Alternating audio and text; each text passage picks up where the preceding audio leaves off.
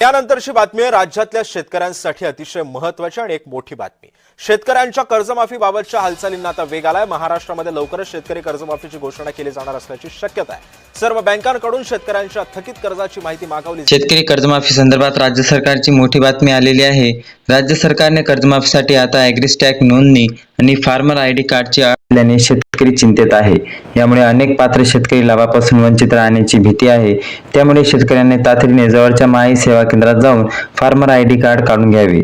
आताची सर्वात मोठी ब्रेकिंग न्यूज आता शेतकऱ्यांसाठी आली आहे। कर्जाच्या शेतकऱ्यांसाठी अर्जंट सूचना येत आहे।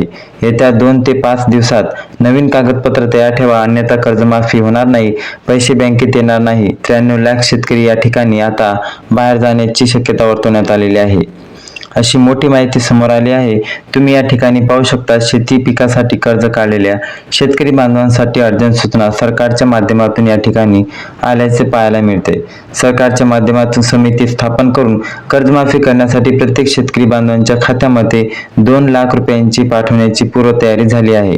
जवळपास शेतकरी 34,000 कोटी रुपये केंद्र सरकारकडून या ठिकाणी मागवण्यात आलेले आहे, अशी माहिती सुद्धा सूत्राकडून मिळालेली आहे। मोठी माहिती समोर आलेली आहे। तुम्ही या ठिकाणी पाहू शकता, शेती पिकासाठी कर्ज काढलेल्या शेतकरी बांधवांसाठी अर्जंट सूचना आलेली आहे। शेतकऱ्यांसाठी आता हे काम अंतिम टप्प्यात असून 12 जिल्ह्यात या 3 प्रमुख टप्प्यात 12 जिल्ह्यांची यादी सरकारच्या माध्यमातून आता तयार करण्यात या ठिकाणी आली आहेत आणि पुढच्या 2 दिवसाच्या आतमध्ये या गटातील 12 जिल्ह्यामध्ये कर्जमाफी होईल। त्यानंतर पुढील 8 दिवसानंतर दुसऱ्या टप्प्यातील 12 जिल्ह्यातील या शेतकऱ्याचे कर्जमाफी होईल। असं राज्य सरकारच्या 36 जिल्ह्यातील 36 जिल्ह्यापैकी सर्वांना कर्जमाफीचा फायदा या ठिकाणी आता होणार आहे।